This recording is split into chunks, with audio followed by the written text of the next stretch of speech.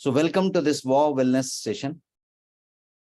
इस wow wellness session में मैं आप सबका स्वागत करता हूं और आज के लिए जो सब्जेक्ट हमने लिया है सेशन का वो सब्जेक्ट है 7 super tips for women health.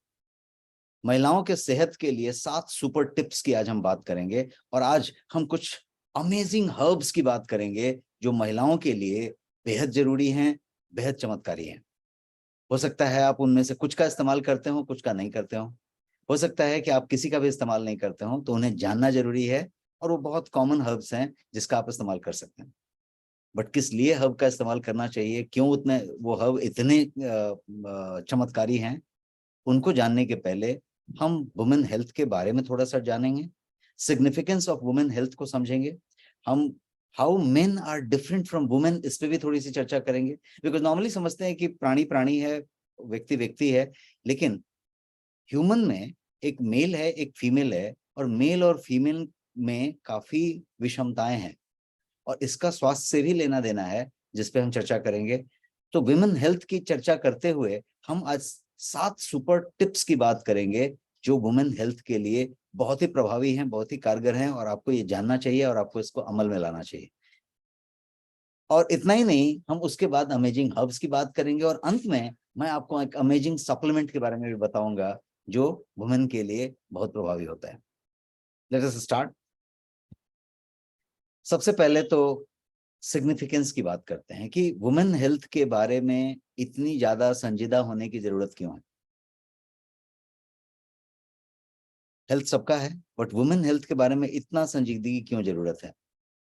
Through out life, जो इस पिक्चर में मैं दिखाने की कोशिश कर रहा हूं, women body goes through hormonal changes और ट्रिमेंडस शिफ्ट्स होते रहते हैं। आप देखेंगे छोटे बच्चे से लेके प्यूबर्टी अचीव करने से लेके menopausal stage, pre menopausal, post menopausal, और ये सारा चीज होते होते आप देखेंगे तो ये एक पूरी साइकिल चलती रहती है। तो ये एक तरीके का अलग सिस्टम है जिसको समझने की जरूरत है, और इसीलिए मैं कहता हूं कि men and women are different. Normally इस सिंबल से मेन को और वुमेन को दिखाया जाता है, तो men and women are different. किस तरीके से डिफरेंट है इसको समझें। तो सबसे पहले तो बॉडी स्ट्रक्चर डिफरेंट है, इसमें तो कोई दो राय नहीं है, बॉडी स्ट्रक्चर डिफरेंट है।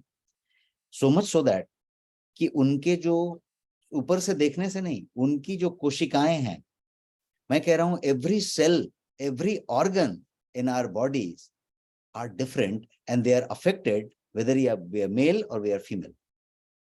यदि पुरुष हैं तो वो सेल का स्ट्रक्चर, वो सेल, वो ऑर्गन डिफरेंट हैं, और यदि महिला है तो उसके वो डिफरेंट है। और इसीलिए जो आप जो हार्मोन की बात करें तो टेस्टोस्टेरोन की बात करें, एस्ट्रोजन की बात करें, तो ये जो है estrogen is that female hormone. Androgen मतलब hormone present in both, male and female दोनों में प्रेजेंट है। तो ये जो है हार्मोनल जो इश्यूज हैं वो भी आपको चेंज में दिखे। And is also because depending on mail and female, आप पुरुष हैं कि महिला हैं, ये जो सेल्स हमारी बॉडीज में हैं वो हमारे डीएनएस को डिफरेंटली रीड करती हैं। मेल है तो डिफरेंटली रीड करती हैं, फीमेल है तो डिफरेंटली रीड करती हैं, और इसीलिए जो प्रक्रियाएं हैं, जो प्रोसेसेस रन हो रही हैं, उसमें भी काफी फर्क पड़ता है।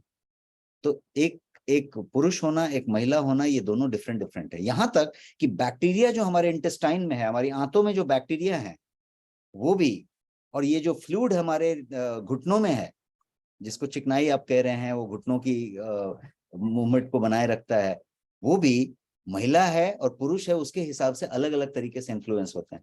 तो आपके आंतों में होने वाले बैक्टीरिया जो फ्रेंडली बैक्टीरिया हैं वो, और घुटने में होने वाली जो फ्लूइड है वो भी, यदि पुरुष और महिला की अलग अलग तरीके से रिस्पॉन्ड करते हैं तो आप समझ सकते हैं कि कितना फर्क है महिला और पुरुष के चीजों में।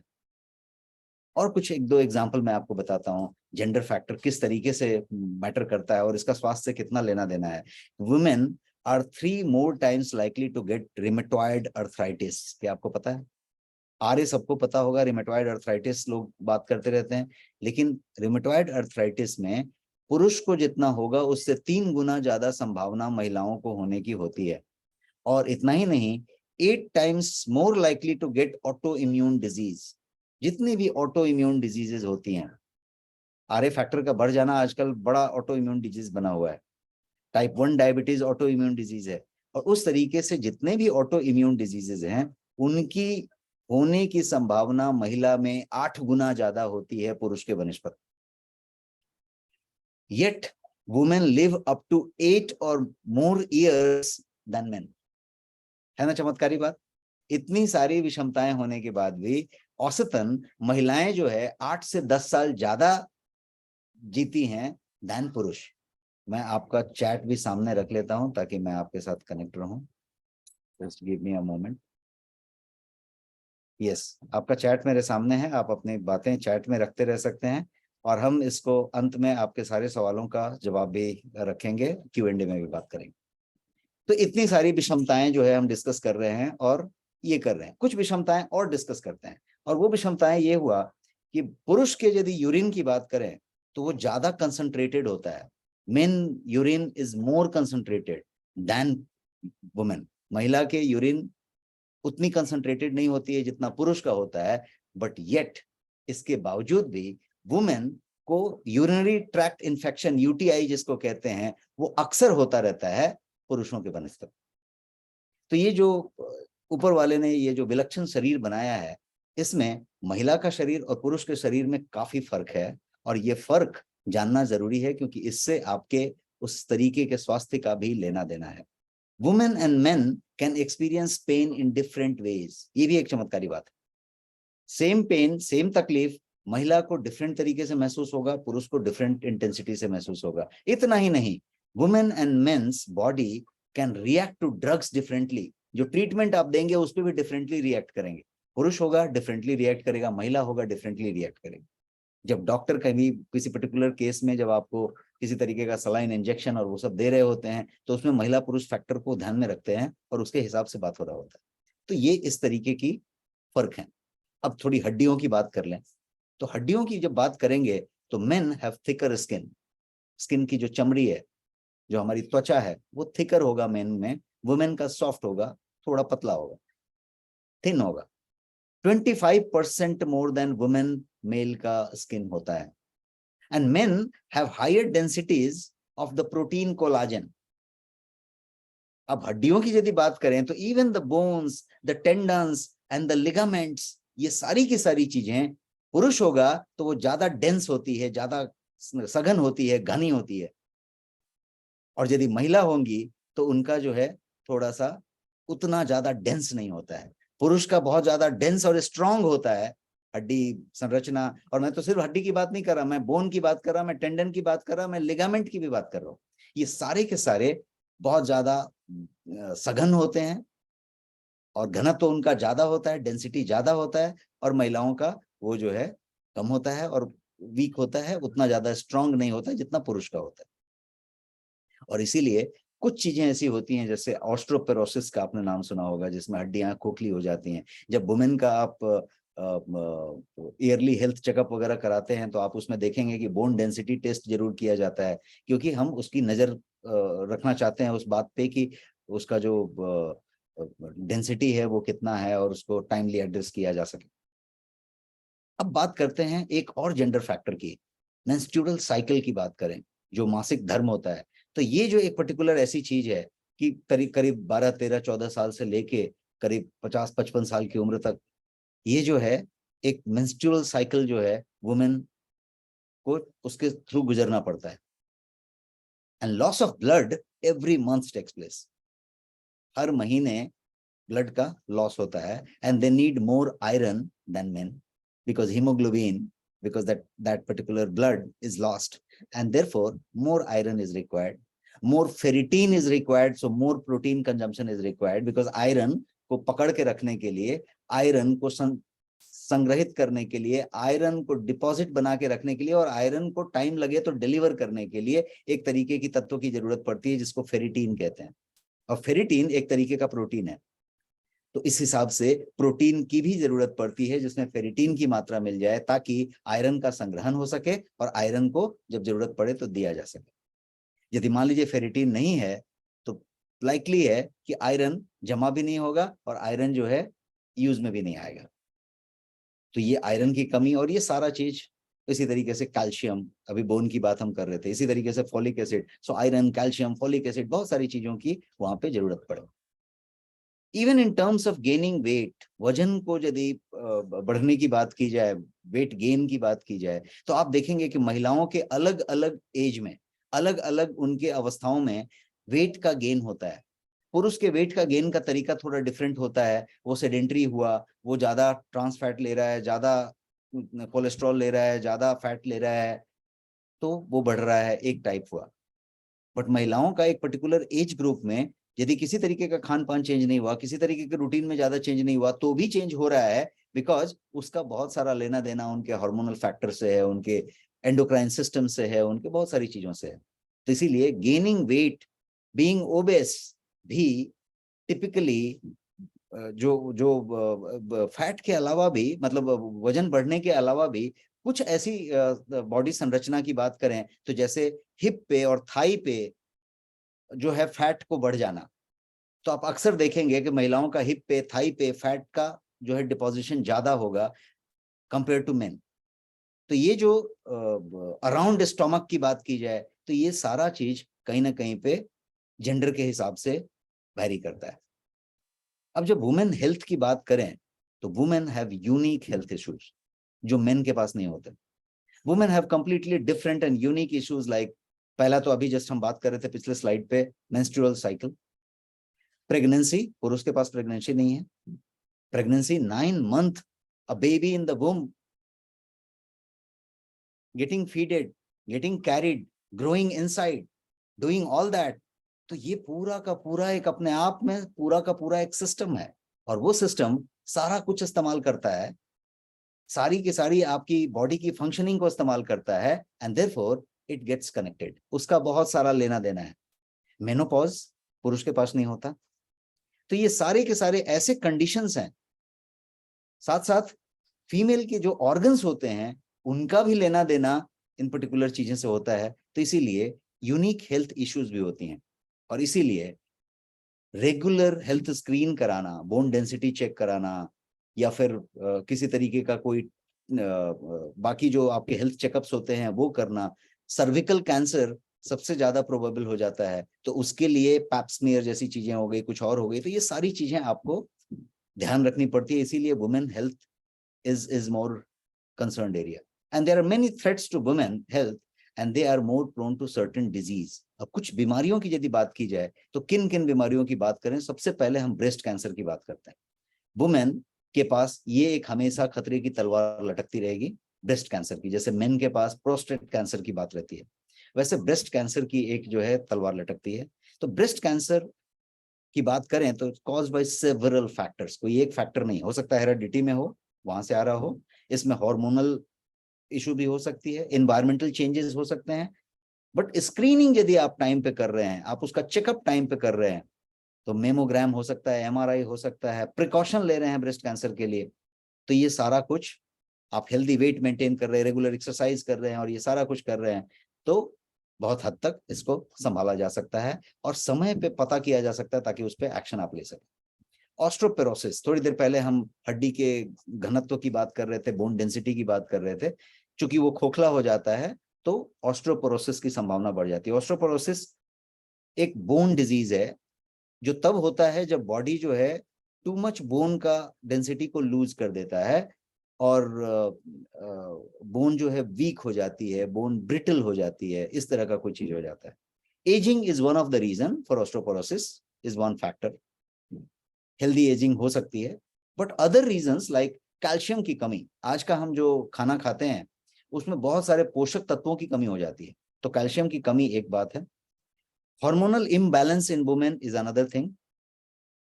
हाइपरथायरॉयडिज्म वुमेन में सबसे ज्यादा होता रहता है, तो वो भी एक रीजन है। विटामिन डी की डिफिशियंसी अक्सर वुमेन में होता है, आगे के स्लाइड में हम चर्चा करने वाले हैं विटामिन डी की डिफिशियंसी, और बहुत ज्यादा कॉमन है विटामिन डी की डिफिशियंसी महिलाओं में, तो इसके बारे में भी हम चर्चा करेंगे। एंड बॉडी का जो फ्रेम का साइज है वो भी बहुत ज्यादा मायने रखता है आपके इस ऑस्टियोपोरोसिस के सब्जेक्ट पे। So eat well, take required supplements, take required all nutrients, micronutrients, यदि भोजन से नहीं मिलता है तो आप उसको सप्लीमेंट के तौर पे लें। And always do your health checkup कम से कम साल में एक बार तो करें। फैटी लिवर की बात की जाए तो नॉन अल्कोहलिक फैटी लिवर, यदि हम इसकी बात करें तो वुमेन के लिए ये क्वाइट कॉमन है। अभी तो पुरुषों में भी बहुत कॉमन है, क्योंकि हमारा खाना पीना, जिस तरीके का हम कोलेस्ट्रॉल ग्रहण कर रहे हैं, जिस तरीके का हम डेली रूटीन फॉलो करते हैं, तो ये non alcoholic fatty liver quite common है। बट महिलाओं में फैटी लिवर अच्छा खासा मात्रा में पाया जा रहा है और हेल्थ चेकअप में निकलता ही निकलता है, ज्यादा लोगों को निकलता है।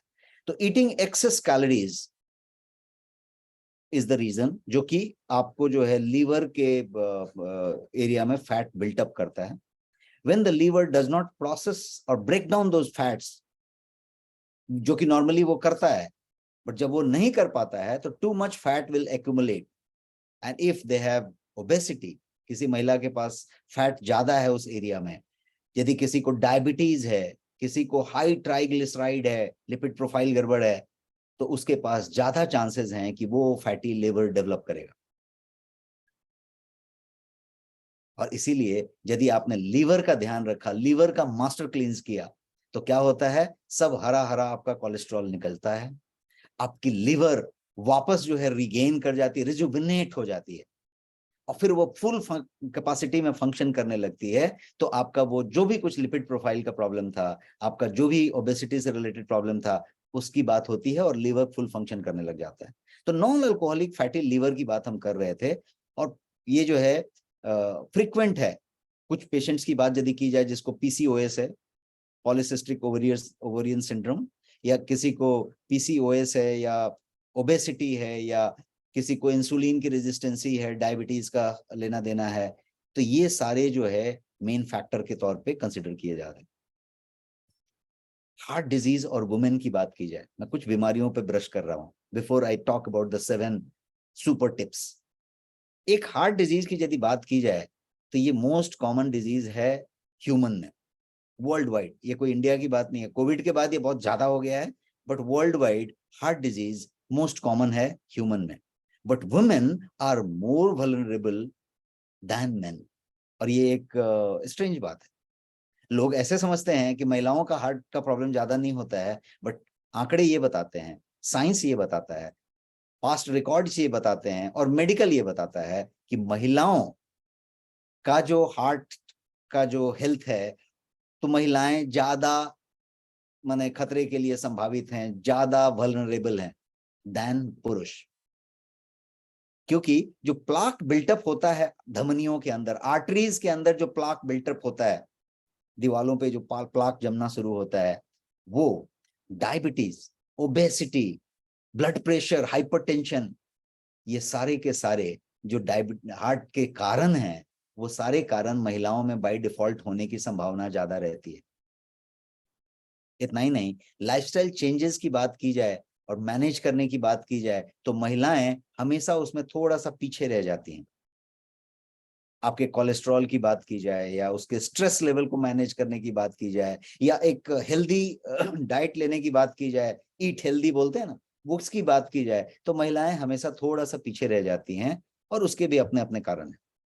एक ऐसा आंकड़ा है जो आंकड़ा ये कहता है, मैंने स्लाइड पे वो आंकड़ा रखा है, कि 1 in 8 women experience depression in their lifetime, twice the rate as men. 1 in 8 women,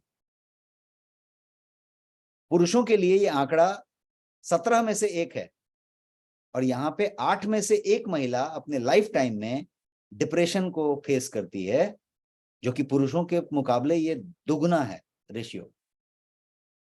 पुरुष सैड फील कर सकते हैं, निराश हो सकते हैं, समटाइम लो फील कर सकते हैं, this is natural. If the feeling are prolong, लंबा फील कर रहे हैं, ऐसा कुछ सप्ताह तक ऐसा चल रहा है, महीनों तक ऐसा चल रहा है, तो वो अफेक्ट करता है, उनके इर्द गिर्द के लोग भी महसूस करते हैं, उनको अफेक्ट होता है। Depression is now commonly found among women of all age group, और पुरुषों से दुगुना ज्यादा, ये मैं आंकड़ा रख के आपको बता रहा हूँ। And depression can be caused with so many factors. Genetic से हो सकता है, ट्रॉमेटिक इवेंट से हो सकता है, किसी तरीके का कोई ऐसा घटना हो गया, बट वुमेन के लिए इसका और भी रीजंस है। और वो रीजन क्या है? पहले तो ये जो 2 रीजन मैंने बताया ये भी ज्यादा है, ट्रॉमेटिक इवेंट उनके लाइफ में ज्यादा होती रहती है, तनाव वो ज्यादा लेते रहते हैं, उनके पास स्ट्रेस का फैक्टर ज्यादा होता है। आगे के स्लाइड में हम बात करेंगे, फैक्टर्स की भी बात करेंगे। बट और भी कुछ फैक्टर हैं जो पुरुषों में ज्यादा अप्लाई नहीं होते हैं, जैसे हार्मोनल इम्बैलेंस, वो आपको डिप्रेशन की तरफ ले जा रहा है। न्यूट्रिशनल डिफिशियंसी सबसे ज्यादा वुमेन में है, जहां पे जिंक सब चीज की कमी है। बैलेंस न्यूट्रिशन ही का अभाव है। शायद प्रेगनेंसी के दौरान बहुत प्रिकॉशन ले लिया, बहुत ज्यादा केयर लोगों ने ले लिया, तो उन्होंने उसका ध्यान रख लिया। बट अदरवाइज भारत सरकार भी अपने स्वास्थ्य मंत्रालय जो होता है, बाल और महिला कल्याण विभाग, वो भी अपने एड में ये कहता है कि संतुलित आहार, माता यदि स्वस्थ खाएगी तो बच्चा भी स्वस्थ पैदा होगा, काइंड ऑफ। तो ये एक जो पर्टिकुलर टाइम है, उस समय शायद सब लोग ध्यान रखते हैं, शायद महिला भी ध्यान रखती है, लेकिन बाकी पूरे लाइफ शायद ज्यादातर महिलाएं अपने स्वास्थ्य का ध्यान नहीं रखती हैं, क्योंकि वो बचा कुचा कुछ खा लेती हैं। पहले अपने पूरे परिवार का ध्यान रखने की कोशिश करती हैं, शायद खाना भूल भी जाती हैं, खाना सबसे ज्यादा बनाती रहती हैं, बस खाना भूल भी जाती हैं। तो ये जो सारा कुछ होता रहता है, ये हार्मोनल बैलेंस तो एक फैक्टर है, लेकिन न्यूट्रिशनल डिफिशियंसी एक बहुत बड़ा फैक्टर है जो वहां पे काम में बाधा डालता है। और तीसरा जो फैक्टर आता है वो है फिजिकल एक्टिविटी, इनएक्टिविटी, क्योंकि वो इतना ज्यादा व्यस्त रहते हैं कि फिजिकल एक्टिविटी वाला जो फैक्टर है वो कहीं पे कम हो जाता है, मिसिंग हो जाता है। और इसीलिए ओबेसिटी आप देखेंगे तो अक्सर महिलाओं में ज्यादा मिलता है, डिफरेंट तरीके से मिलता है, बिकॉज उसका सीधा खाने से संबंध नहीं है, उसका संबंध हार्मोनल इम्बैलेंस से भी है, उसका संबंध आपके एंडोक्राइन ग्लैंड से भी है। तो ओबेसिटी और बीइंग ओवरवेट, ये जो है सबसे ज्यादा चिंता होने वाली बात महिलाओं के लिए है, और इस बात के लिए महिलाएं चिंतित ज्यादा भी रहती हैं, क्योंकि उनको फिगर की भी बहुत ज्यादा चिंता होती है। तो वो जो है ओबेसिटी और वजन कम कैसे होगा, इस पे हमेशा जो है बात चलती रहती है। ये दो शब्द आजकल हमेशा आप सुनते रहते होंगे, सोशल मीडिया में भी बहुत ज्यादा सुनते होंगे, और डॉक्टरों के पास अपने घर में सुनते होंगे, और यदि घर में महिलाएं हैं तो किसी ना किसी को इस तरीके की चीजें मिलती रहती होंगी, और वो है पीसीओएस और पीसीओडी, पॉलीसिस्टिक ओवेरियन डिजीज या पॉलीसिस्टिक ओवेरियन सिंड्रोम। और ये यदि वजन ज्यादा है तो इसकी संभावना ज्यादा है। Obese women is at risk of developing diabetes, developing heart disease, ये तो है, लेकिन ओबेसिटी जो है ये सब चीजें भी कर सकता है। एंड एज यू एज, जैसे जैसे आपकी उम्र बढ़ती है, मेटाबॉलिज्म जो है धीरे धीरे स्लो होता जाता है, आपका जो चयापचय की प्रक्रिया है उसकी जो गति है वो धीरे धीरे कम होती रहती है। So if your diet and exercise looks the same, जैसा आप 25 साल की उम्र में थे, 30 साल की उम्र में थे, और 40 साल की उम्र में यदि वो डाइट और वो जो एक्सरसाइज है जो सेम ही है, तो काम नहीं बनेगा। 20 साल की उम्र में जो आपका डाइट एक्सरसाइज था, जो 30 साल की उम्र में था, दोनों में फर्क नहीं हुआ तो नहीं चलेगा, क्योंकि उस समय मेटाबॉलिज्म डिफरेंट था, अब डिफरेंट हो गया। 30 साल में डिफरेंट था, अब 40 साल में डिफरेंट हो गया, और 50 साल में और डिफरेंट हो गया। तो मेटाबॉलिज्म का रेट जो है कम होता जाएगा, और इसीलिए ये जो है मिड 40 की बात करें या फिर इस तरीके की बात करें तो वेट गेन और वो सारा चीज जो शुरू हो जाता है, तो वो उसका एक फैक्टर है। उस समय प्री मेनोपॉजल की बात करें, 40 प्लस जाने पे, 50 के पास जाने की बात करें, तो उस समय इसका और भी डिफरेंट फैक्टर एक साथ एड्रेस होने लग जाते हैं। और जब प्री मेनोपॉजल फेज होता है तो जो आपका एस्ट्रोजन का लेवल होता है वो भी कम होने लगता है, estrogen level starts decreasing and women begin to lose muscle mass. और जब मसल मास वीक हो रहा है, और थोड़ी देर पहले हम बोन डेंसिटी की बात कर रहे थे, ऑस्टियोपोरोसिस की बात कर रहे थे, तो बोन डेंसिटी भी डिक्रीज हो रहा है। अब बात समझिए कि जो न्यूट्रिएंट लेने की जो तरीके थे वो वैसे ही है, शायद वो और भी घट गई है। पहले 20 साल के थे और 25 साल के थे, 30 साल के थे तो बढ़िया से खाते थे और बढ़िया चीज करते थे, और अब जो है वो भी डिक्रीज होते जा रहा है। तो आप समझ पा रहे हैं कि कहाँ पे प्रॉब्लम है। यस और नो, थोड़ा सा रेस्पॉन्स दें चैट बॉक्स में कि किस तरीके के ये क्लब ऑफ प्रॉब्लम्स हैं कि उसको हम इग्नोर करते हैं इसलिए कि उसके बारे में हम जानते भी नहीं है, और हम जो है उस पर कभी ध्यान भी नहीं देते हैं कि इस तरीके का प्रॉब्लम हो रहा है, और हम महिला को पुरुष की तरह ही समझते हैं, और पुरुष जितना खा पी रहा है, जिस तरीके से केयर ले रहा है, उतना ही केयर लिया तो भी हो जाता है, वैसा हम समझ रहे हैं। And that doesn't work. और यदि मसल मास लूज हो रहा है तो आप समझिए ये प्रॉब्लम बढ़ता जा रहा है, मसल मास ही खत्म होता जा रहा है, वो रिपेयर नहीं हो रहा है फिर।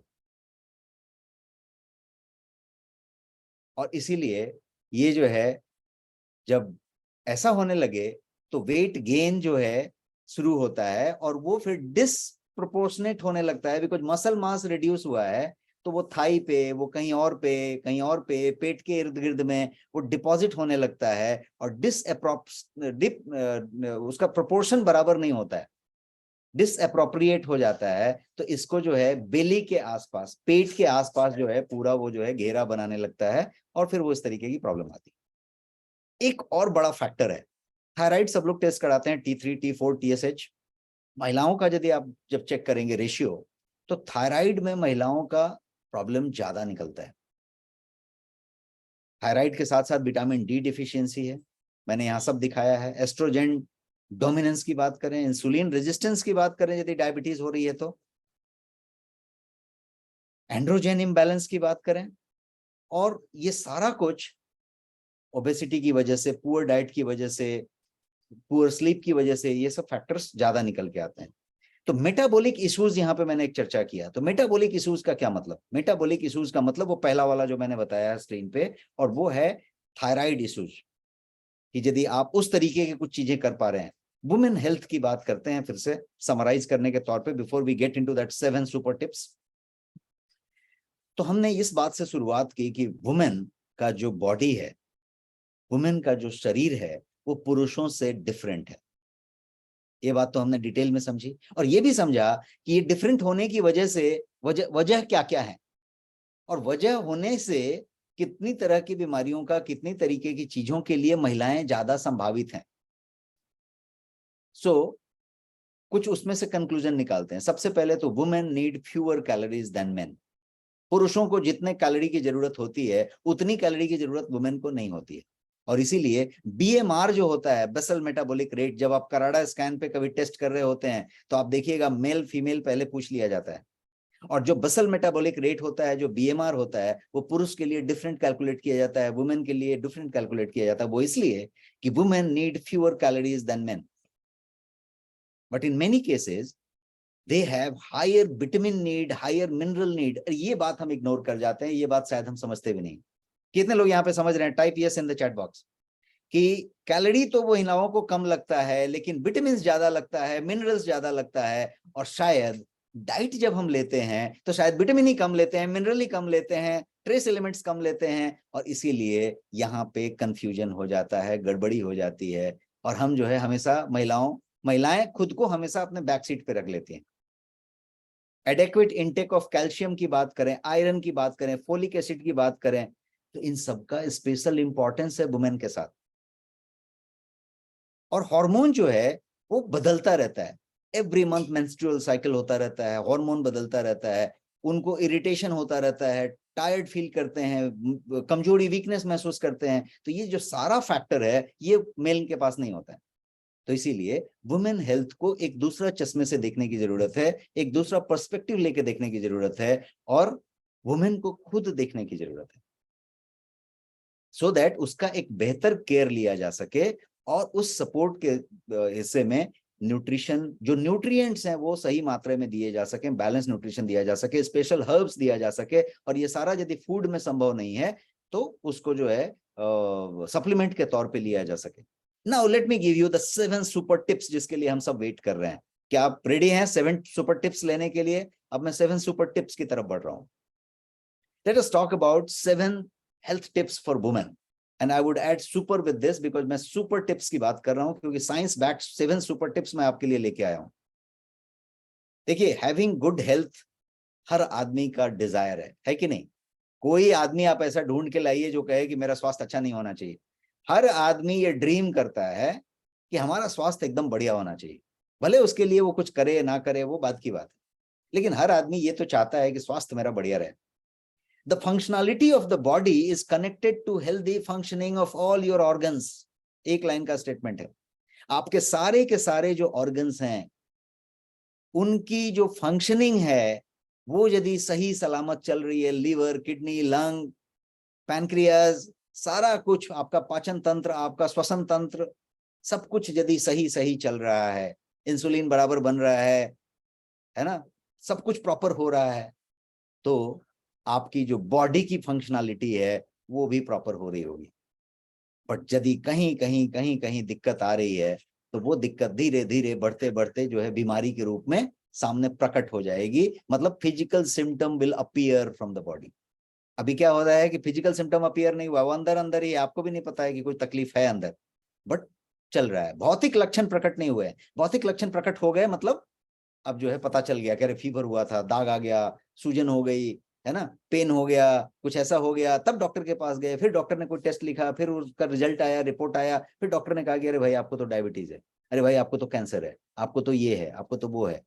वो डायबिटीज, वो कैंसर, वो जो बात थी वो उसी दिन सुबह सुबह हुई थी क्या, जिस दिन आप डॉक्टर के पास गए थे, या जिस दिन वो रिपोर्ट आया था? ये सुनो, type in the chat box, उसी दिन सुबह सुबह हुआ था क्या? किसी को किडनी स्टोन निकल गया 23 mm का, 28 mm का, तो 28 mm का किडनी स्टोन जो था उसी दिन सुबह सुबह निकला था क्या, जिस दिन सोनोग्राफी का रिपोर्ट आया था? कण किसी दिन बना था, कण पे कण कनेक्ट हुआ था, धीरे धीरे धीरे धीरे वो बनते जा रहा था, और फिर वो एक जो है पथरी बना, और फिर वो हुआ। यदि प्लाक जमना शुरू हुआ आपके आर्टरी में, धमनी में, तो वो एक ही दिन में पूरा ब्लॉक कर नहीं दिया, एक दिन जमना शुरू हुआ, फिर कहीं पे हुआ। कोई भी बीमारी, कैंसर भी किसी को हुई तो उसी दिन सुबह सुबह नहीं हुई थी, ये अंदर चल रही थी, पता नहीं चल रहा था। यही पता चलाने का काम वॉ वेलनेस का है। वॉ वेलनेस में हम हर संडे को ये बातें करते हैं कि हम कोई ना कोई टॉपिक को जानकारी में लेने की बात करते हैं, और वो 45 मिनट वर्थ स्पेंडिंग है जिसमें हम इन चीजों को समझते हैं, साइंस बैक्ड फैक्ट के साथ समझते हैं। एक शब्द ऐसा हम इसमें नहीं रखते हैं इस सेशन में जो साइंस बैक्ड नहीं हो। तो वुमेन की जब बात की जाए, हम तो अभी स्वास्थ्य की बात कर रहे थे कि भाई प्रकट होना और नहीं होना, बट वुमेन के यदि स्वास्थ्य की बात की जाए तो women face lot of health complications than men, ये हमने पिछले स्लाइड में समझा, और उसके कारणों को भी समझा कि क्यों इतने सारे हेल्थ कॉम्प्लिकेशन महिलाएं फेस करती हैं। अब यदि बहुत सारी महिलाओं की बात की जाए, मैं तो कहूंगा अधिकतर महिलाओं की बात की जाए, तो वो they fall into an habit of taking care of others, taking care of others. कितने लोग मेरी बात से सहमत हैं कि महिलाएं हमेशा दूसरों के स्वास्थ्य का ध्यान रखने की हैबिट में होती हैं? बचपन से शायद उनके संस्कार में भी वही दिया जाता है, उनके बातों में भी यही लिया जाता है। वो पहले अपने घर में बच्चे को, अपने पति को, अपने पेरेंट्स को, अपने अतिथियों को, सबको जो है बेस्ट खिलाने की बात करेंगे। किसने कितने बजे नाश्ता नहीं किया, खाया नहीं, वो उनका एकदम जो है पंक्चुअलिटी उस पर होती है। लेकिन खुद क्या किया उसको वो इग्नोर कर देते हैं, क्योंकि, और मैं शायद इसको भारतीय महिला के रूप में लेके आऊंगा, क्योंकि इंडियन वुमेन शायद ऐसा ज्यादा करते हैं। और आप सब लोग यहाँ पे 100% टाइप कर रहे हैं, मतलब आप सब मेरे साथ सहमत हैं कि ये इंडियन वुमेन के पास ये जो सिनेरियो है, ये चीज हो रही है। तो एक लाइन में यदि कहें तो उनके पास एक हैबिट फॉर्म हो जाती है, माइंड में एक प्रोग्रामिंग हो जाती है कि दूसरों का ख्याल रखना है before the take care of their own. आप हवाई जहाज में ट्रैवल करते हैं तो बताया जाता है ना कि दूसरों का मास्क लगाने के पहले अपना मास्क लगा लें। तो यहाँ पे वो दूसरों का ही ख्याल रखने में रह जाते हैं और दूसरों का ही ख्याल लेते रह जाते हैं। और इसीलिए नो मैटर आपकी उम्र कितनी है, आपका ओवरऑल हेल्थ स्टेटस क्या है, नो मैटर, कोई फर्क नहीं पड़ता कि आप कितने उम्र के हैं, आपका स्वास्थ्य कैसा है। मैं आपको आज 7 ऐसे टिप बताने जा रहा हूं, सुपर टिप बताने जा रहा हूं, जो यदि आप फॉलो करें तो रेस्ट ऑफ योर लाइफ, जितनी भी आपकी जिंदगी बची है, आप through out that rest of your life आप जो है हेल्दियर रह सकते हैं। तो क्या आप रेडी हैं? Type ready in the chat box, और मैं ये 7 टिप आपको एक एक करके बताने जा रहा हूं, और आप बिल्कुल इसको बड़े दिल से सुने। जितनी भी महिलाएं यहाँ स्टेशन में मौजूद हैं उनके लिए तो डायरेक्ट सुनने की बात है, लेकिन जितने भी पुरुष मौजूद हैं वो अपनी पत्नी के लिए, माता जी के लिए, अपने सिस्टर्स के लिए, अपने किसी भी महिला परिवार वाले के लिए, मित्र के लिए इसको जरूर समझें। और इसकी रिकॉर्डिंग आपके YouTube में होगी और उसको जरूर आप फॉरवर्ड करें, बिकॉज ये 7 टिप बहुत सिंपल टिप हैं, साइंस बैक टिप हैं, और यदि ये सिंपली फॉलो किया जाए तो rest of the life, rest of your life आप जो है हेल्दियर रहेंगे, इस बात की गारंटी है। तो चलिए शुरू करते हैं। सबसे पहले टिप की बात करते हैं, और बहुत सिंपल सिंपल मैंने बोला है, तो सिंपल सी टिप है, hydrate your body. Hydrate your body. Hydrate का मतलब क्या हुआ? बॉडी को हाइड्रेट करते रहिए, मतलब पानी थोड़ा थोड़ा लिक्विड देते रहिए।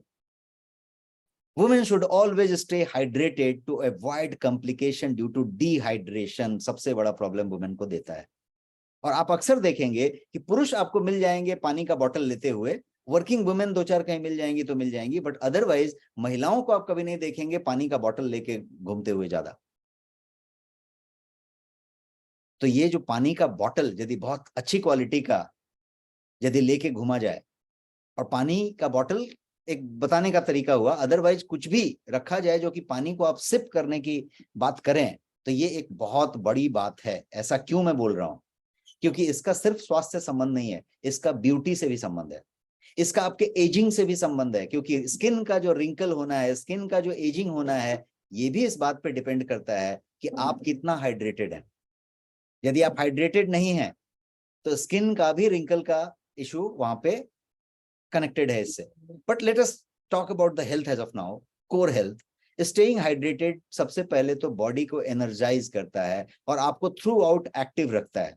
अब जितनी भी समस्याएं में हम महिलाओं के बारे में अभी डिस्कस कर रहे थे पिछले स्लाइड्स में, उसमें यदि आपको एनर्जी दी जाए, एनर्जाइज रखी जाए और आपको एक्टिव रखा जाए थ्रू आउट द डे, यदि आप जो भी शेड्यूल में रहते हैं उसके साथ सपोर्ट दिया जाए, तो बहुत हद तक आपकी बॉडी को एक वेलनेस सपोर्ट मिल जाता है।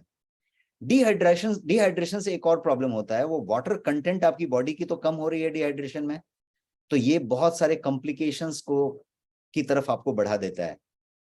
कॉम्प्लिकेशन कैसे शुरू होती है वो समझिए। आपकी बॉडी का जो टेम्परेचर है वो स्लाइटली बढ़ जाता है, फिर हायर होने लग जाता है। तो बॉडी का टेम्परेचर बढ़ा। एक और प्रॉब्लम होती है कि डिहाइड्रेशन है तो इन्फेक्शन की संभावना बढ़ जाती है। डिहाइड्रेशन है तो इम्प्रॉपर न्यूट्रिएंट सप्लाई होता है आपकी कोशिकाओं को, क्योंकि कोशिकाओं को सप्लाई होने के लिए हाइड्रेशन जरूरी है, फ्लो होना चाहिए। तो आप तो डिहाइड्रेटेड हैं, तो ये सारा प्रॉब्लम मैंने जो जो गिनाया अभी, तापमान बढ़ा शरीर का, मतलब तापमान बढ़ गया, गर्म नहीं हो गया, पर तापमान बढ़ गया, नॉर्मल से ज्यादा हुआ, इन्फेक्शन की संभावना ज्यादा हुई, न्यूट्रिएंट की सप्लाई जो कोशिकाओं को होनी थी वो कम हुई। अब आप ले तो रहे हैं न्यूट्रिएंट, लेकिन सप्लाई कोशिकाओं को नहीं हो रही है, नतीजा फटीग हो रहा है, थकान हो रहा है। कितनी महिलाएं यहाँ पे सेशन में हैं जो हमसे सहमत हैं, वो बताएंगी कि उनको थकान की समस्या ज्यादा होती है, दोपहर के बाद तो ज्यादा होती है, बैटरी डिस्चार्ज होता है, ड्रेन होता है। ऑफ कोर्स आप बहुत सारा काम करते रहते हैं, बहुत सारा घरेलू काम करते रहते हैं, कामकाजी महिला भी बहुत सारा काम करते रहते हैं, पुरुष भी बहुत सारा काम करते रहते हैं, लेकिन ये महिलाओं के पास जो ये थकान वाली समस्या आती है, वो वाली समस्या को यदि आप नोट करें, और मैंने जो अभी एक नंबर टिप बताया है, इस टिप को यदि आप फॉलो करें और उसके बाद आप रिजल्ट देखें, तो आपको पता चलेगा कि ये किस तरीके से ये जो है आपको जो है ये मदद देने वाला है। अब दूसरे टिप की बात करते हैं। Late us talk about the second tip. Second tip is exercise regularly. यहां पे भी महिलाएं पीछे रह जाती हैं। आप बहुत कम वुमेन को देखेंगे जो यहाँ पे आपको जो है जिम में जो है वो जाते हुए दिखेंगे। बहुत सारे दिखेंगे, शहरों में महिलाएं बहुत सारी जिम में जाएंगे, लेकिन जब आप रेशियो निकालेंगे तो बहुत कम रेशियो होगा देन पुरुष। तो एक्सरसाइज का मतलब हमेशा जिम जाना नहीं है, लेकिन एक्सरसाइज इंपॉर्टेंट है, इस बात को समझना है। इजंट इट इज, ये जरूरी नहीं है कि आप कोई जिम को ही पहुंचे, कोई वेलनेस सेंटर को ही पहुंचे, या वो जो है किसी तरीके से जाके वो इसी चीज को करें। But women are more prone to stress, इस बात को समझे। यदि ऐसा है तो ऐसा एक और रीजन हुआ कि आपको एक्सरसाइज ज्यादा जरूरी करने हैं, क्योंकि एक्सरसाइज करें तो आप इन सब चीजों को, स्ट्रेस को मैनेज कर सकते हैं। Exercising is one of the most efficient way to manage stress. आप जो है स्ट्रेस को मैनेज कर सकते हैं एक्सरसाइज करके। Exercising daily can even help to reduce क्या बोलते हैं उसको, स्ट्रेस हॉर्मोन्स, जिसको कि जैसे कॉर्टिसोल, जो स्ट्रेस हार्मोन कहा जाता है कॉर्टिसोल, उसको भी रिड्यूस करने में एक्सरसाइज ही मदद करेगा। तो it also releases endorphin in your body. जब आप एक्सरसाइज करते हैं तो एंडोर्फिन रिलीज होता है। तो ये सारे रीजंस की वजह से एक्सरसाइज रेगुलरली जरूरी है। और एक्सरसाइज कोई भी तरीके से हो सकता है, जैसा मैंने बताया जिम जाना जरूरी नहीं है, एक्सरसाइज किसी भी तरीके से हो सकता है। एक जंपिंग रोप हो सकता है, वॉक हो सकता है, जॉग हो सकता है, घरेलू कुछ तरीके का एक्टिविटी हो सकता है, बहुत सारा कुछ हो सकता है। तीसरा number point, eat well and sleep well. Eat well and sleep well. Balance nutrition तो मस्ट है, ये सबको पता है। एसेंशियल न्यूट्रिएंट जैसे आयरन है, कैल्शियम है, फॉलिक एसिड है, ये सब की जो जरूरी मात्रा है विटामिन है उसकी शरीर को जरूरत है और वो होनी चाहिए, प्रोटीन की जरूरत है वो होनी चाहिए। ईट हेल्दी, किसी तरीके का जंक खाने को अवॉइड करें, बचा खुचा खाना अवॉइड करें। Avoid foods high in fat, यदि फैट ज्यादा है खाने में, ट्रांस फैट खासकर, तो वो आपके खतरे को बहुत गुना बढ़ा देता है, तो उसको अवॉइड करें। अब स्लीप की बात करते हैं, तो 8 hours of good sleep is required. अब किसी लोगों के लिए 8 घंटा संभव नहीं है तो 7 घंटा, 7 नहीं संभव है तो 6.25 घंटा, बट अब नीचे मत लेके जाइए। यदि आप 6.5 घंटा से कम सो रहे हैं तो ऑलरेडी प्रॉब्लम कर रहे हैं, क्योंकि आपका लीवर प्रॉपर फंक्शन नहीं कर रहा है। क्योंकि जब आप डीप स्लीप में रहेंगे, उतने घंटे सोएंगे, तब लीवर फंक्शन करेगा, तब किडनी फंक्शन करेगा, तब बॉडी डिटॉक्स करेगा, तब जाके रिजुविनेट होगा, तब जाके वो सारा बॉडी में रिपेयर का फंक्शन होगा, वो सारा काम होगा। और यदि वो नहीं हो रहा है तो यहाँ पे एक गैप हो गई। तो गेटिंग एटलीस्ट 8 आवर्स स्लीप, मैं कहूंगा 7 घंटा आप निकाल लीजिए, 6.25 घंटा आप उसको कर लीजिए, बट ये एक चीज करने की जरूरत है। व्हेन योर बॉडी लैक्स, जब इस तरीके का जो स्लीप है उसको जब लैक करती है बॉडी, तो फिर आप जो है क्रैंकी महसूस करते हैं, और फिर बहुत तरीके का जो बॉडी के एक दूसरे से कनेक्टेड जो प्रॉब्लम्स है वो चालू होने लग जाते हैं। चौथा नंबर पॉइंट की बात करें, और तब बात करें मेंटेनिंग स्टैंडर्ड वेट। मैंने कम ज्यादा कुछ नहीं लिखा, मैंने स्लाइड पे सिंपल लिखा कि maintaining standard weight. You are what you eat. Weight की बात करें तो सीधे पहले खाने पे आ जाए। You are what you eat, your body weight, big weight depends on what you eat. आप जो भी खाते हैं उस पर सब कुछ डिपेंड करता है। किस तरीके का खाना खाते हैं, कितनी बार खाते हैं, कैसे खाते हैं, कब खाते हैं। अब मान लीजिए कि आप रात को खाते हैं 10:30 बजे, 11 बजे, और तुरंत सो जाते हैं, रात में इतने लेट से खाते हैं, तो वो ही एक सबसे बड़ा कारण हो गया। यदि उसी को खाली कम कर दीजिए तो आप मेंटेनिंग स्टैंडर्ड वेट में आ जाएंगे। आप अपना डिनर जो है किसी भी तरीके से 8 बजे, 7:30 बजे तक खत्म कर दीजिए, 8 बजे खत्म कर दीजिए, और फिर सोइए 10, 10:30 बजे, तो आप देखेंगे कि वहां पे ही बहुत हद तक खत्म हो गया और केयर आ गया। फिर कुछ हेल्दी खाने की मैं बात कर रहा था, तो हेल्दी जब खाने की बात करें तो फ्रूट्स हैं, ग्रीन्स हैं, वेजिटेबल्स हैं, होल ग्रेन्स हैं, सबूत अनाज है। प्रोसेस्ड को अवॉइड करें, जितना भी प्रोसेस्ड है उसको अवॉइड करें। प्रोसेस्ड फूड को अवॉइड करें, पैक्ड फूड को अवॉइड करें। जितना भी ताजा मिले, जितना भी सबूत मिले, सबूत फल, सबूत अनाज, इस सब चीजों को लें, रॉ चीजों को लें। Eating healthy can help you maintain ideal weight. Simple line है। प्रोटीन का यदि मात्रा ज्यादा रखें, कार्ब की मात्रा कम रखें, तो एक सिंपल सा रेशियो बना के रखें कि कार्बोहाइड्रेट, प्रोटीन और फैट, ये जो 3 हैं वो आपके मैक्रो हैं, मोटे मोटे तत्व हैं जिसको आपको लेने की जरूरत है। तो इसकी एक मात्रा रखें और उसका एक रेशियो मेंटेन रखें, जिसमें प्रोटीन की मात्रा 40% होनी चाहिए।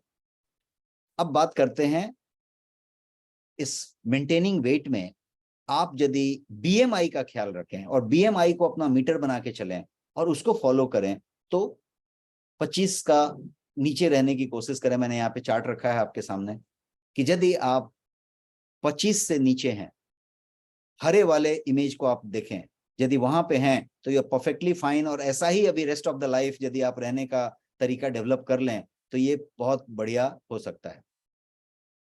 अब यदि आप नॉर्मल से थोड़ा सा बढ़ने की कोशिश करें, 25 से जैसे ही आपका ऊपर गया तो क्या हुआ, 25 से ऊपर जाने पे ये क्या हो गया, ये ओवरवेट हो गया। 25 से 30 तक इसको ओवरवेट कहेंगे, और 30 से यदि आप ऊपर गए तो आप ओबेस हो गए, और यदि 35 से ऊपर गए तो एक्सट्रीमली ओबेस हो गए। ओबेस की क्लासेस चालू हो गई, ओबेस 1, ओबेस 2 टाइप की चीजें हो गई। तो आपको मेंटेन करना है, तो आप जब भी चेक करेंगे तो ज्यादा से ज्यादा लोग ऑरेंज वाला निकलेंगे, जिसको हम ओवरवेट कहेंगे, 25 और 30 के बीच में। तो आपको 25 से घटा के नीचे लाना है और हरे वाले में आ जाना है। सो ट्रैक देम और उसकी बात करें, और किसी भी एफिलिएट पार्टनर से आप मिलें, किसी भी वेलनेस एडवाइजर से आप मिलें, और आप जो है अपने पूरी बॉडी कंपोजिशन का चेकिंग कराएं। जब आप चेक कराएंगे, और फ्री में चेक होगा, फ्री में चेक कराएंगे, तो आपको पता चलेगा कि आपका बीएमआई कितना है, आपका वाइसरल फैट कितना है, और कैसे कम होगा, ये भी आपको वेलनेस एडवाइजर बताएंगे। एंड यहाँ पे परिमला नरसिम्हन मैडम हैदराबाद से बता रही हैं कि वो ग्रीन में है, एंड दैट्स वंडरफुल। और ये बहुत बढ़िया बात है। अब यदि इतना बढ़िया बात है, तो इसके साथ परिमला मैडम को यदि और एक बात मैं कहूं, कि आप इस बात को सुनिश्चित करें कि rest of your life you remain in that green. यदि इतना किया जा सकता है तो जॉब इज डन। आधे से ज्यादा बीमारियों का प्रॉब्लम ऑलरेडी सॉल्व हो गया बिकॉज आप उस ग्रीन के बॉडी मास इंडेक्स में हैं। तो चौथा नंबर पॉइंट ये था। अब आते हैं पांचवें नंबर पॉइंट पे। पांचवें नंबर पॉइंट की बात करें तो सन एक्सपोजर। अब यहां पे बात आती है, सन एक्सपोजर की जब आप बात करते हैं तो इशू ये है कि धूप और महिलाएं का थोड़ा सा ज्यादा कनेक्शन नहीं बैठता। क्यों? क्योंकि इसका स्किन से लेना देना है, स्किन के जलने से लेना देना है, सांवला हो जाने से लेना देना है, डार्क स्किन हो जाने से लेना देना है, काला पड़ जाएंगे उससे लेना देना है। जहां पे फेयरनेस क्रीम लगाया जाता हो जिस कंट्री में बहुत ज्यादा मात्रा में, वहां पे धूप में निकलना शायद एक बोलते हैं ना एक बैक सीट ले लेता है। लेकिन धूप में निकलने से विटामिन डी मिलती है, फ्री में विटामिन डी मिलती है, जिसको हम सनशाइन विटामिन कहते हैं। Vitamin D is sunshine vitamin. तो ये धूप में निकलने से मिलती है, which helps the body to absorb calcium. अब इसका कितना कनेक्शन है वुमेन वाले हेल्थ से आप जोड़ के देखिए, मेरे पिछले स्लाइड्स को याद कीजिए, पिछले आधे घंटे में जाइए, जहां पे ऑस्ट्रोपोरोसिस हो रहा है, हर हेल्थ चेकअप में बोन डेंसिटी टेस्ट कराई जा रही है क्योंकि कैल्शियम की मात्रा कम हो रही है, हड्डी का घनत्व कम हो रहा है, और हड्डी के घनत्व के लिए बॉडी को कैल्शियम को एब्जॉर्ब करने के लिए विटामिन डी की जरूरत है। और विटामिन डी क्या है? विटामिन डी का सेवन ही नहीं हो रहा है क्योंकि धूप में नहीं निकल रहे। धूप में निकले तो एक और चीज का प्रिकॉशन रखें कि एक्सपोजर ज्यादा नहीं होना चाहिए क्योंकि वो नेगेटिवली अफेक्ट करेगा। बिकॉज सन के उसमें आपका अल्ट्रा वायलेट रे है, और अल्ट्रा वायलेट रे क्या करेगा? सन को डैमेज करेगा, सिर्फ काला सांवला नहीं कर देगा, सिर्फ जलाएगा नहीं, यहां तक कि यदि ज्यादा डैमेज करेगा तो वो आपको बहुत तरीके के स्किन कैंसर भी दे सकता है। इसीलिए एसपीएफ जो होता है, सनस्क्रीन लोशन होते हैं, उसका इस्तेमाल करें, और उसके अंदर एसपीएफ फैक्टर को जरूर चेक करें कि कितना % एसपीएफ है, और उसके हिसाब से आप उसको इस्तेमाल करें। लेकिन सूर्य का रोशनी का सेवन जरूर करें, सूर्य की रोशनी को इग्नोर ना करें। छठा नंबर पॉइंट, स्ट्रेस का रिडक्शन। स्ट्रेस को कम करें। By default women have got more stress. कितने लोग अग्री करते हैं? वुमेन के पास ज्यादा स्ट्रेस है बिकॉज वो सोचते ज्यादा हैं, इमोशनल ज्यादा होते हैं, उनके पास समस्याएं भी ज्यादा होती हैं। बच्चे के पढ़ाई का, बच्चे के करियर का उतना चिंता पिताजी को नहीं होता है जितना शायद माता को होता है। बच्चे का करियर का, उसकी शादी का, उसके बातों का, उसके स्वास्थ्य का, घर में क्या क्या होगा, रिलेशन कैसा बनेगा, एग्जाम, कैरियर, बच्चे, फ्यूचर, सारी चीज का, घर के मैनेजमेंट की बात की जाए तो भी चिंता सबसे ज्यादा होता है। वुमेन यदि वर्किंग है तो चिंता तो डबल हो गया, वर्क वाला भी चिंता हो गया। और इतना ही नहीं, यदि वर्किंग वुमेन है तो आप हमेशा देखेंगे वर्किंग वुमेन को ऑफिसेज में, ऑर्गेनाइजेशंस में, कि उनके पास कनेक्शंस ज्यादा रहता है वर्क के साथ, वो बहुत ज्यादा अटैच हो जाते हैं और बहुत ज्यादा चीज करते हैं, तो वहां भी चिंता ज्यादा करते हैं। तो वरी अबाउट रिलेशनशिप की बात करें तो उनका चिंता ज्यादा रहता है, किसी मेहमान का, किसी अतिथि का, संबंधियों का, हर चीज का उनके पास ये रहता है। रेपुटेशन के बारे में भी चिंता होता है कि हमारा रेपुटेशन कैसा है, इज्जत हमारा मिट्टी में मिल गया है कि इज्जत बहुत ऊपर चला गया है, उस पर भी बहुत ज्यादा विचार करते हैं, जोड़ देते हैं। तो ये हर चीज का चिंता रहता है। एंड आज के समय में तो बहुत सारे वेराइटी ऑफ स्ट्रेस और ऐड हो गए हैं, चिंता ऐड हो गई है। अब जैसे बात करें तो ये भी हो गई है कि भाई सोशल मीडिया की बात करें कि हमारा पोस्ट किसने किसने लाइक नहीं किया, और उसने उसका पोस्ट लाइक क्यों कर दिया, इस बात की भी चिंता है कि नहीं? ये सुनो, कितने लोग सहमत है मेरे बात से? इस बात की भी बहुत ज्यादा चिंता है। तो चिंताएं बढ़ गई हैं, घटी नहीं है, और भी ज्यादा हो गई हैं, चिंताओं का भी डेंसिटी बढ़ गया है। और एक जो सबसे बड़ा चिंता हर महिला को होता है, और वो आप सहमत करेंगे कि आज खाने में क्या बनाऊं, ये एक सबसे बड़ा चिंता है। कितने लोग अग्री करते हैं? यस टाइप करें यदि ये सबसे बड़ा चिंता है तो, कि आज खाने में क्या बनेगा, ये सबसे बड़ा चिंता। तो कहने का मतलब कि स्ट्रेस ज्यादा है और स्ट्रेस रिडक्शन करने की जरूरत है। बिकॉज यदि उसको कंट्रोल नहीं किया जाए तो जैसा मैंने पिछले बार में बताया कि बहुत सारी चीजों में कनेक्शन है। तो supplements can also control your stress and anxiety.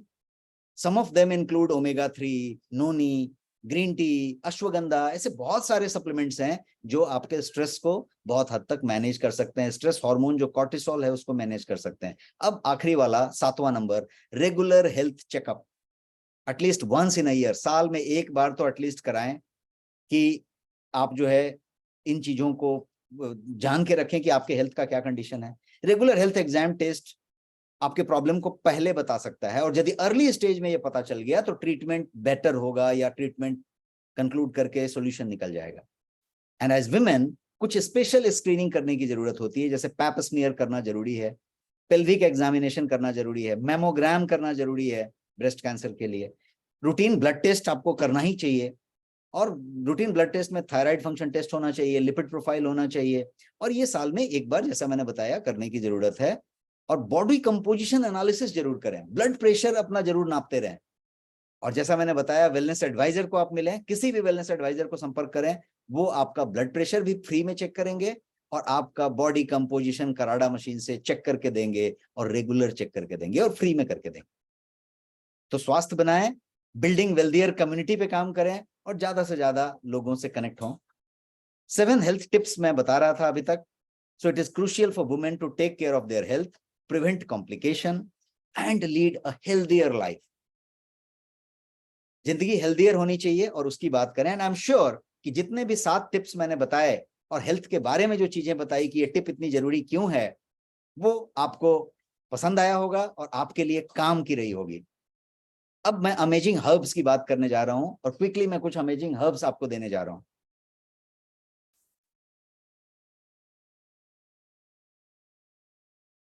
Many amazing herbs are there जो वुमेन के लिए वंडरफुली काम करते हैं, और उसमें जो है बहुत सारे हैं। शतावरी है, तुलसी है, गुडूची है, अशोका है, गोखरू है, ब्राह्मी है, और किचन में से निकालने जाएंगे तो जीरा, मुलेठी, वो क्या दालचीनी, सिनेमन जिसको कहते हैं, ये सारे आपको किचन में मिल जाएंगे। कचनार, ये सब भी काम में आते हैं। तो मैं क्विकली रन डाउन कर रहा हूँ। शतावरी एक है, उसी तरीके से शतावरी को क्वीन ऑफ हर्ब्स कहा जाता है, क्योंकि शतावरी जो है आपके जो हार्मोनल इम्बैलेंस है उस पर सीधा काम करता है। शतावरी जो है प्रोलैक्टिन की जरूरत को पूरा करता है, जो ब्रेस्ट फीडिंग के लिए हार्मोन होता है। शतावरी जो है ओवरी हेल्थ के लिए बेस्ट माना जाता है। शतावरी जो है वो लिबिडो बूस्टर है, तो वुमेन का लिबिडो बूस्टर हो जाए तो फिर आपका एक हेल्थ जो है ओवरऑल प्रॉपर चल सकता है। शतावरी स्किन और ब्यूटी के लिए बहुत बढ़िया माना जाता है।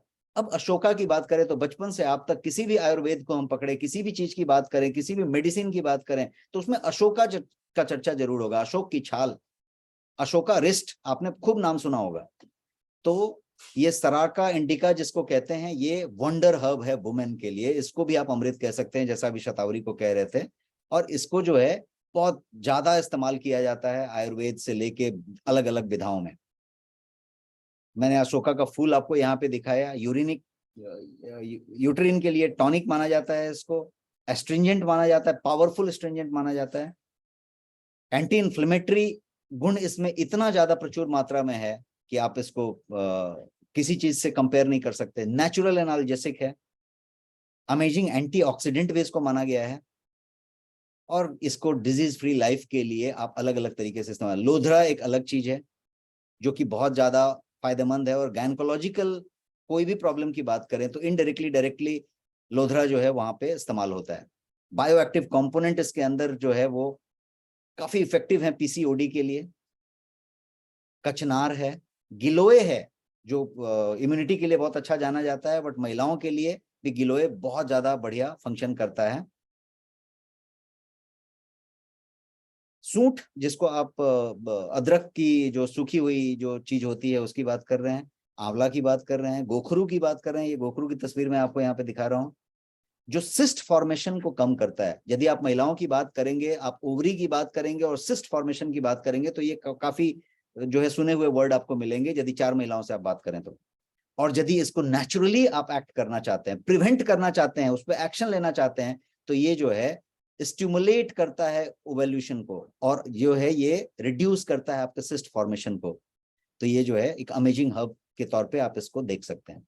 अब बात करते हैं कि यदि सारे के सारे हर्ब्स को एक साथ यदि कहीं पे आपको दे दिया जाए, और मैं कह रहा हूं कि उससे कुछ ज्यादा भी दे दिया जाए, तो 25 से ज्यादा हर्ब, और ये सारे हर्ब जितने मैं बता रहा था वो सारे धकती पुष्पा, रक्त चंदन, चिकनी सुपारी, अजवाइन, सफेद जीरा, अश्वगंधा, हरर, बहेरा, अर्जुन छाल, वरादिकंद, ये सारे के सारे, दारू हरिद्र, पिप्पली, ये सारे जो मैंने अभी तक नहीं बताए वो सारे भी डाल दिए जाए, और 25 ऐसे हर्ब डाल के आपको यदि एक प्रोडक्ट दिया जाए, तो वो प्रोडक्ट की बात मैं आप कह रहा था कि अंत में मैं एक सप्लीमेंट बताने वाला हूं, और वो प्रोडक्ट है गोयंग का ऑसम वुमेन।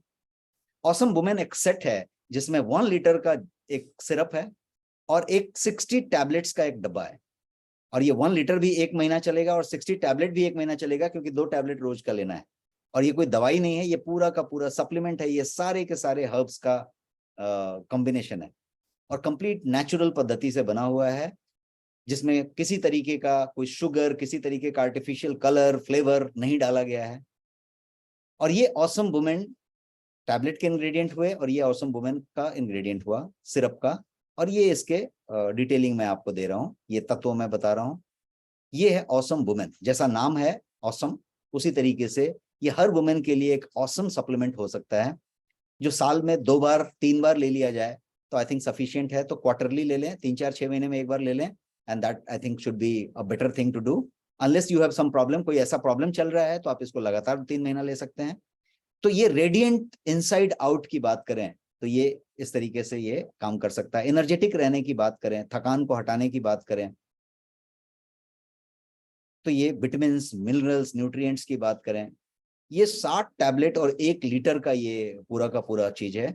और ये जो है इसकी एमआरपी 1250 है, 1250 रुपया एमआरपी है।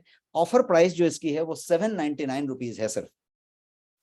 और जैसा कि आपको वेल्दी लाइफ रिवॉर्ड पे आपको 5% डिस्काउंट मिलता है, और यदि अभी तक आप वेल्दी लाइफ रिवॉर्ड को साइन अप नहीं किया है तो आप साइन अप करें, किसी का इनवाइट कोड मांगे और आप साइन अप करें ताकि आपको डिस्काउंट मिले।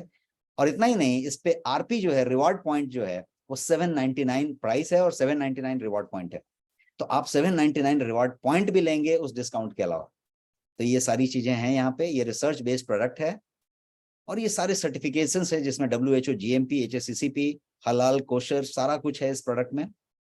और ये प्रोडक्ट जो है अवेलेबल है वेल्दी लाइफ रिवॉर्ड्स पे एक्सक्लूसिवली डिस्काउंट पे और रिवॉर्ड के साथ। और ये बहुत सारे जो ऑनलाइन पोर्टल्स हैं उस पर भी ये अवेलेबल है।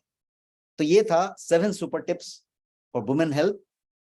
और इस 7 सुपर टिप्स के अलावा मैंने आपको टॉप अमेजिंग हर्ब्स भी बताए जो वुमेन हेल्थ में काम आता है, और हमने आपको एक अमेजिंग सप्लीमेंट भी बताया।